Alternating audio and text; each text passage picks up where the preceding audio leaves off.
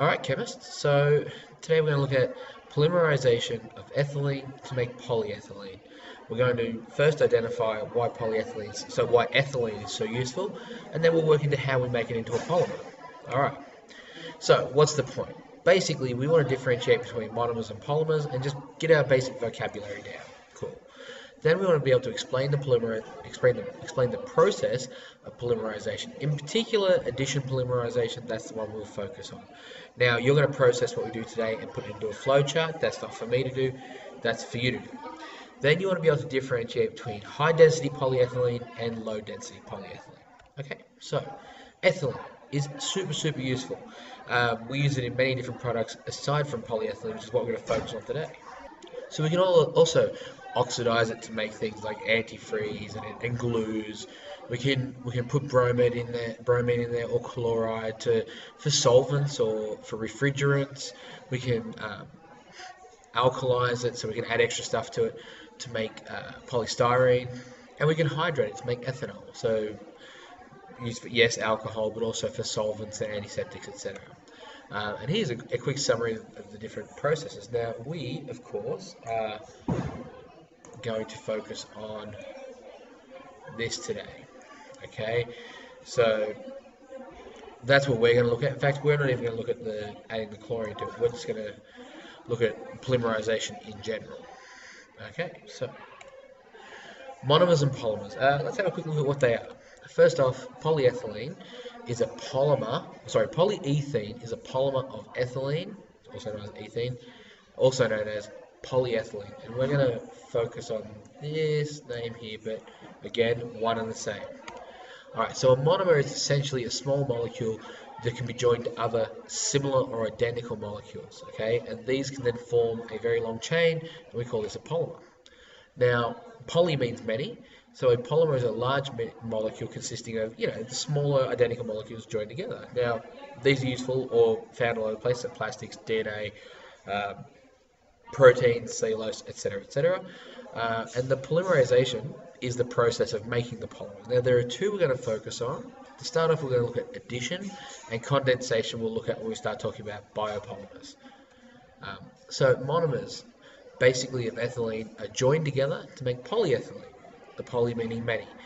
Now, what this actually means is that it doesn't have a specific formula as yet, and we'll see that down here. See, it's got the N there. That means the number. So it is the number of however many it is, and you'll notice that N there is the same as the N there. So if this was 5,000, that would be 5,000. Alright, so when we draw a polymer, we want to draw at least 3 monomer units. That's important. So an initiator is used usually to start this process. In this case, we're looking at dibutyl peroxide. The initiator splits in two, forming 2 free radicals. One of these free radicals bonds to one end of the ethylene, and you see how it's got the double bond here. Bonds to one end of the ethylene, breaking the double bond, allowing a spare electron to be shared with another monomer. So we go from having this double bond here, so that goes off to the radical there, and that leaves a free electron there to bond with something. Okay, so why do we use ethylene instead of ethane? Have a think about that, write the answer down, and keep going. Alright, so the free radical process, this gives us low density polyethylene. So here we're looking at the addition polymerization of ethylene. So it requires heat in a catalyst at high pressure, so 100 to 300 megapascals. The ethene is squished into that pressure, and it is mixed with the initiator particle, the peroxide in this case, as a catalyst. Now, it produces LDPE, so low density polyethylene. This will make sense in a minute. Because of the random nature of collisions, side chains and all sorts of stuff will form. Okay, so first we have initiation. We have the peroxide here. Now this R means an alkyl group of some kind. Okay, so an alkane or an althene, in this case butane. So the initiator starts the reaction. So the peroxide breaks in half, and you've now got these 2 free radicals. See, you've got this little dot here. That symbolizes an electron, which the ethylene is about to bond to. Then we have activation. So activated monomers, that's this, sorry, that's over here, form as the peroxide free radical combines with monomers of ethylene. So they combine, see they break this double bond, there's no extra hydrogens, so what we have is we now have a free electron over here.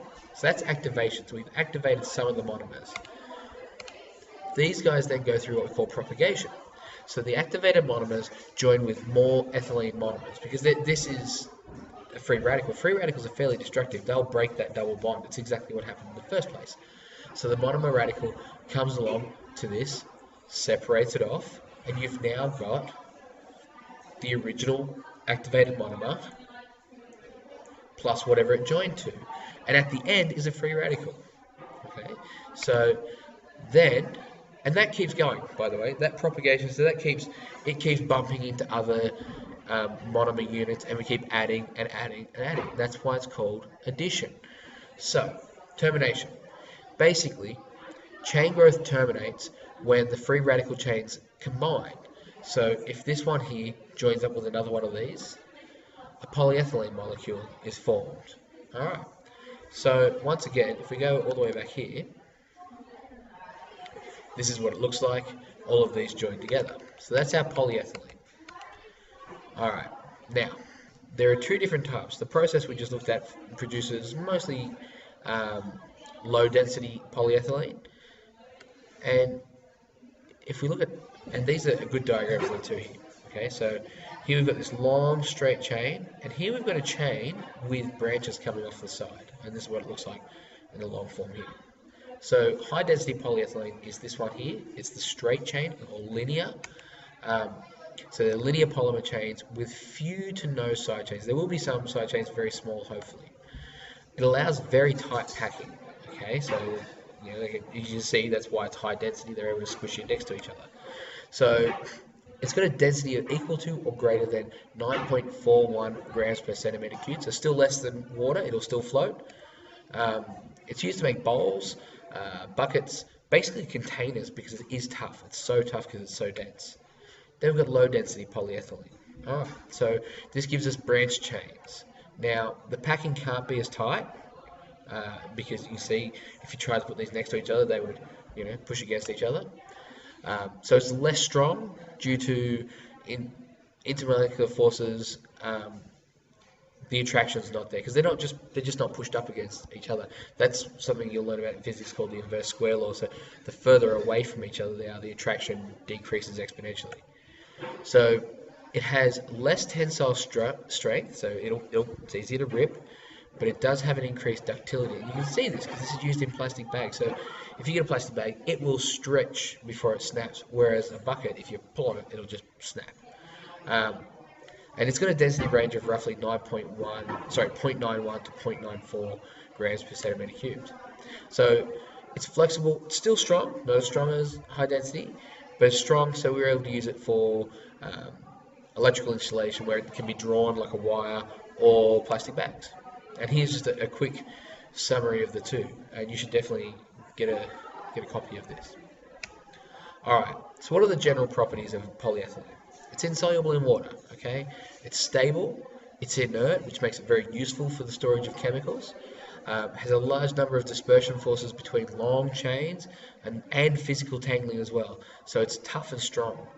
Thermoplastics, which are HDPEs, they can be melted and reformed into a new shape. So this is recycling. Now, this is possible because as we melt it down, because it's got just the long chains with very few side chains, they're able to slide past each other the way a liquid should.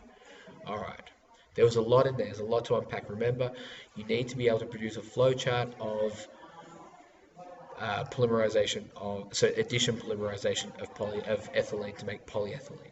Alright, good luck. See you in class.